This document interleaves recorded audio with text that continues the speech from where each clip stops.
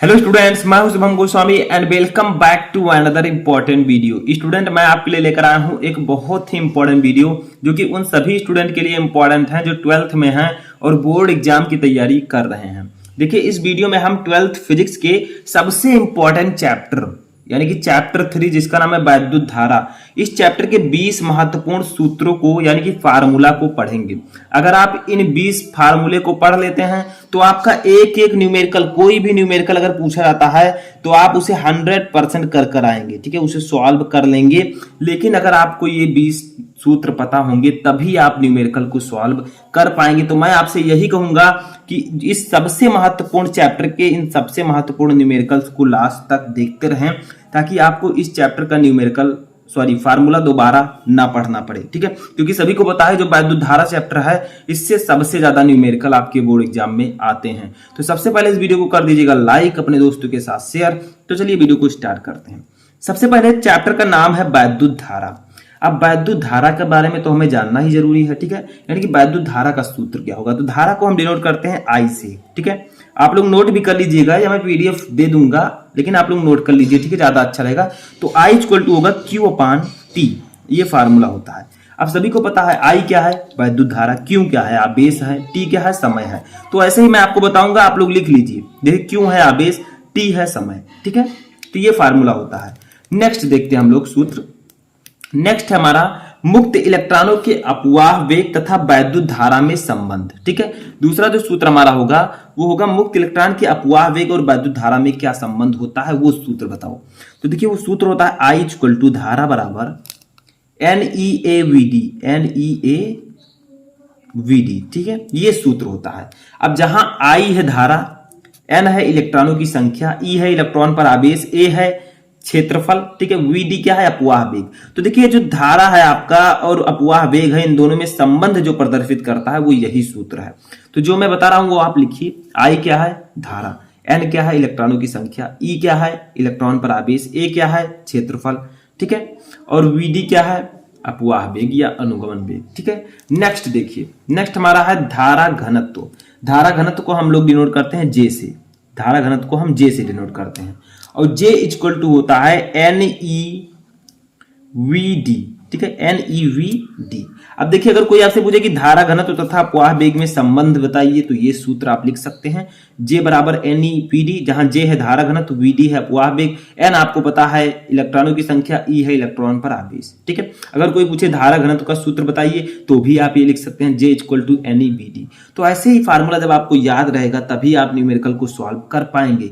तो अभी सिर्फ 3 न्यूमेरिकल हुए हैं, आपको मैं 20 न्यूमेरिकल बताऊंगा, फार्मूला बताऊंगा। ठीक है, नेक्स्ट हमारा है वैद्युत प्रतिरोध। अब वैद्युत प्रतिरोध के बारे में किसको नहीं पता है, सभी को पता होगा। और वैद्युत प्रतिरोध बहुत ही इंपॉर्टेंट है। इसका फार्मूला होता है R इक्वल टू, R क्या है, रेसिस्टेंस यानी कि प्रतिरोध। ठीक है, वैद्युत प्रतिरोध, R equal to V upon I। अब ये फार्मूला इतना इंपॉर्टेंट क्यों है, क्योंकि यही ओम का नियम भी है। ठीक है, इसे आप लोग इस प्रकार से भी लिख सकते हैं V इक्वल टू IR। आपने इस प्रकार से लिखा हुआ देखा होगा, V इक्वल टू IR। ठीक है, तो दोनों सेम है, हमने I और R का गुणा कर दिया, V निकल आए। तो ये फार्मूला भी बहुत इंपॉर्टेंट है। प्रतिरोध R equal to V upon I और V equal to I upon R, same formula है। ठीक है, जहां V है वैद्युत विभवांतर, I है वैद्युत धारा, R है वैद्युत प्रतिरोध। ठीक है, नेक्स्ट देखते हैं फार्मूला। तो देखिए, नेक्स्ट हमारा है ओम का नियम। ओम का नियम का भी फार्मूला सेम वही होता है, V इक्वल टू, ठीक है, IR, V equal to IR या I equal to V upon R, या आप लोग इसी फार्मूले को लिख सकते हैं I equal to V upon R। ठीक है, वही formula I equal to V upon R, या इसी को आप लोग लिख सकते हैं R equal to V upon I। तो किसी भी प्रकार से आप लिख सकते हैं, सिर्फ एक फार्मूला आपको पता है, सब कुछ पता है। ठीक है, अगर V इक्वल टू IR पता है तो ये सब इसी फार्मूले से निकल जाएंगे। ठीक है, अगर आपको वैद्युत धारा निकालना तो ये फार्मूला लिख सकते हैं, R निकालना है तो ये फार्मूला। तो इस प्रकार से मैंने अलग अलग बता दिया है। ठीक है, लेकिन सेम फार्मूला है ये, एक याद रखिए, सब याद है। जहां R क्या है, प्रतिरोध, I है वैद्युत धारा, V है वैद्युत विभवांतर। नेक्स्ट है हमारा अपवाह वेग तथा श्रांति काल में संबंध। अब ये श्रांति काल क्या होता है, तो देखिए, अपवाह वेग को हम डिनोट करते हैं VD से। VD इक्वल टू फार्मूला होता है EV अपान ML। ठीक है, इसको ब्रैकेट में कर देंगे, इंटू टाउ, ये फार्मूला होता है अपवाह वेग तथा श्रांति काल में संबंध का। देखिए यहाँ पर Vd है अपवाह वेग, ठीक है, E है इलेक्ट्रॉन पर आवेश, V है वैद्युत विभवांतर, M है इलेक्ट्रॉन का द्रव्यमान, L है जो आपने चालक लिया उसकी लंबाई, ठीक है, और टाउ क्या है श्रांति काल। तो जो Vd है और टाउ है, ठीक है, इन दोनों में जो रिलेशन प्रदर्शित करता है वो यही सूत्र है, ठीक है। तो Vd equal to EV upon ml into tau. अब मैं थोड़ा सा लिख देता हूं यहाँ पर, टाउ क्या है श्रांति काल, टाउ है श्रांति काल, और उसके बाद में E क्या है इलेक्ट्रॉन पर आवेश, V क्या है वैद्युत विभवांतर, ये V है वैद्युत विभवांतर, ठीक है। तो दो तीन चीजें मैंने लिख दिया है, आप लोग याद रखिएगा, वैद्युत विभवांतर। M क्या है, M है इलेक्ट्रॉन का द्रव्यमान, ठीक है, तो सब कुछ पता चल गया आपको। नेक्स्ट है हमारा 7वां, ठीक है, विशिष्ट प्रतिरोध। अब विशिष्ट प्रतिरोध का फार्मूला क्या होगा, तो विशिष्ट प्रतिरोध को हम लोग डिनोट करते हैं रो से। किससे प्रदर्शित करते हैं विशिष्ट प्रतिरोध को, रो से, इस प्रकार से, ठीक है, कुछ पी के आकार का। रो इक्वल टू फार्मूला होता है E अपान जे, E अपान जे, यानी कि कहा गया है कि वैद्युत जो आपका होता है विद्युत क्षेत्र की तीव्रता E तथा धारा घनत्व J के अनुपात को हम विशिष्ट प्रतिरोध कहते हैं। रो इक्वल टू E अपान जे, जहां रो है विशिष्ट प्रतिरोध, इसको हम लोग कहते हैं रो, रो है विशिष्ट प्रतिरोध, E है विद्युत क्षेत्र की तीव्रता, J है धारा घनत्व, तो J को लिख देते हैं J इक्वल टू धारा घनत्व, ठीक है, तो इसमें कोई कंफ्यूजन नहीं होना चाहिए। नेक्स्ट हमारा है विशिष्ट चालकता। अब विशिष्ट प्रतिरोध तो आपने पढ़ लिया, लेकिन विशिष्ट चालकता को कौन पढ़ेगा, तो इसको भी जान लेते हैं। विशिष्ट चालकता को हम लोग किससे डिनोट करते हैं, तो सबसे पहले इसको जानिए, ठीक है। तो विशिष्ट चालकता को हम लोग डिनोट करते हैं सिग्मा से। सिग्मा इक्वल टू होता है 1 अपान रो, 1 अपान रो, यानी कि आप लोग कह सकते हैं कि विशिष्ट प्रतिरोध के व्युत्क्रम को हम विशिष्ट चालकता कहते हैं। तो यहां पर आपको पता ही है रो क्या है विशिष्ट प्रतिरोध, ठीक है, और सिग्मा क्या है विशिष्ट चालकता, तो sigma equal to 1 upon rho formula होता है, ठीक है, समझ में आया। तो यहां पर आप लोग याद रखिएगा। नेक्स्ट क्वेश्चन हमारा है वैद्युत शक्ति, ये भी इंपॉर्टेंट है, और वैद्युत शक्ति यानी कि सामर्थ्य को हम डिनोट करते हैं P से। P इक्वल टू फार्मूला होता है I square R, I square R, ये फार्मूला होता है जहां I है धारा, R है प्रतिरोध, P है वैद्युत शक्ति। लेकिन एक फार्मूला और आप बना सकते हैं, देखिए यहां पर आप लोग लिख सकते हैं P equal to V square upon R, ठीक है, V स्क्वायर अपान R। अब बच्चे कहेंगे कि सर ये कैसे आ गया, तो सभी को पता है, अभी भी मैंने आपको बताया ओम के नियम में, ठीक है, कि I इक्वल टू क्या होता है, चूंकि थोड़ा बता देता हूं, I इक्वल टू होता है V अपान R, ठीक है, B अपान R। अब इस I के स्थान पर अगर हम B अपान R रख दें तो क्या हो जाएगा बताइए, P इक्वल टू, साइड में मैं बता रहा हूं, I के स्थान पर देंगे V अपान R, तो इसका हो जाएगा square B square upon R square into R, R से R कैंसिल हो जाएगा, फाइनली आपका क्या बचेगा P equal to V square upon R।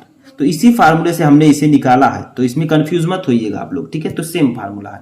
Next formula देखते हैं। तो देखिए अब जो मैं आपके लिए लेकर आया हूं ये कोई फार्मूला नहीं है, ये कुछ वैल्यूज हैं जो आपको न्यूमेरिकल लगाने में काफी हेल्पफुल होंगे। देखिए है हमारा 10वां, 1 किलो वाट इक्वल टू कितना होता है, कितना वाट, तो 1 किलो वाट इक्वल टू 10 के पावर 3 वाट, ठीक है, या वाट को आप W भी लिख सकते हैं जैसे यहां पर लिखा है, ठीक है। तो 1 किलो वाट इक्वल टू 10 के पावर 3 वाट। अब 1 मेगावाट इक्वल टू कितना होता है, ये होता है 10 के पावर 6 वाट, ठीक है। अब आती है एक अश्व शक्ति, एक हार्स पावर आपने सुना होगा, तो हार्स पावर जो होता है एक अश्व शक्ति की वैल्यू कितनी होती है, वो कितने वाट के बराबर होता है, तो 746 वाट के बराबर होता है एक हार्स पावर, यानी कि एक अश्व शक्ति। नेक्स्ट है 1 किलोवाट घंटा इक्वल टू कितना होता है, तो ये अगर हम लोग देखें तो 3 गुणे 10 के पावर 3.6 गुणे 10 के पावर 6 वाट सेकेंड इसकी वैल्यू होती है, ठीक है। अगर जूल में बात करें तो क्या होगा, क्योंकि वो भी जानना जरूरी है, तो वो होगा 3.6 गुणे 10 के पावर 6 जूल। तो 1 किलोवाट घंटा को जूल में व्यक्त कीजिए, ये भी क्वेश्चन आता है, तो ऐसे ही आप लोग कर सकते हैं, ठीक है, सेम टू सेम। नेक्स्ट है अगर हमें यूनिटों की संख्या ज्ञात करनी है, जैसे आपके यहाँ मीटर लगा है तो आपको यूनिट निकालना है, तो कैसे निकालेंगे, तो आप लोग चेक कीजिए वोल्ट कितना है, ठीक है, इंटू कितने एम्पियर की धारा है, तो ampere, volt into ampere into घंटे, कितने घंटे का आपने यूज किया है, अपान आप लोग 1000 से उसे भाग दे दीजिए, आपका यूनिटों की संख्या निकल आएगी, उसी के हिसाब से आप लोग बिल दे दीजिए। तो देखिए यूनिटों की संख्या अगर हमें निकालनी है तो वोल्ट गुणे एम्पियर गुणे घंटे अपान 1000, या आप लिख सकते हैं वाट गुणे घंटे अपान 1000, ठीक है।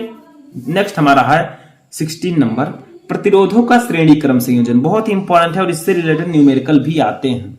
तो देखिए प्रतिरोधों के श्रेणी क्रम संयोजन का फार्मूला होता है R इक्वल टू, कई प्रतिरोध आपके पास हैं तो R1 R2 मान लीजिए, तो R equal to R1 plus R2 plus R3, अगर आपके पास और भी हैं तो R4 R5 लिख सकते हैं। तो अगर श्रेणी क्रम में अगर आपके प्रतिरोध जुड़े हैं तो ये फार्मूला लगाइए, आपका न्यूमेरिकल सॉल्व हो जाएगा। R equal to R1 plus R2 plus R3, जहां R है तुल्य प्रतिरोध, R1 है प्रथम प्रतिरोध, R2 द्वितीय प्रतिरोध, R3 तीसरे प्रतिरोध, ठीक है, या तीसरा प्रतिरोध।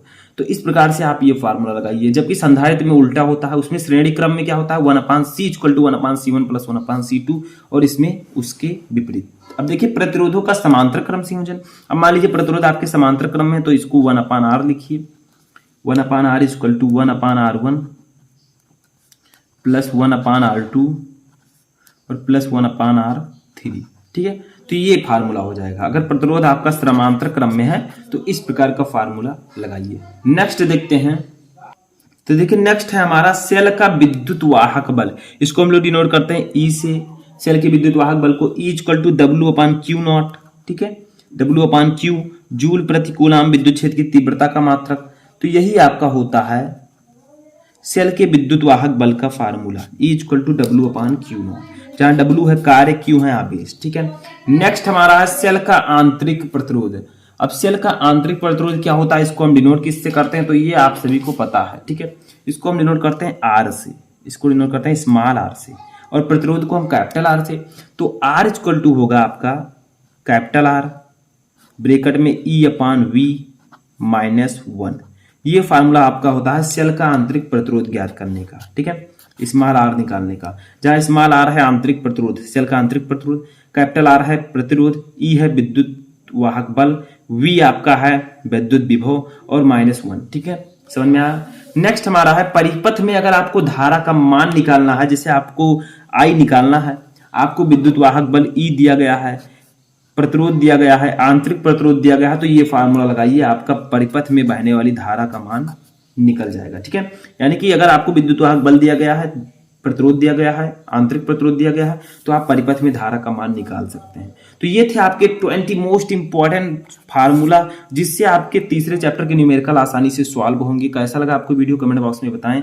हम मिलेंगे नेक्स्ट वीडियो में नेक्स्ट टॉपिक के साथ, तब तक आप लोग तैयारी करते रहें।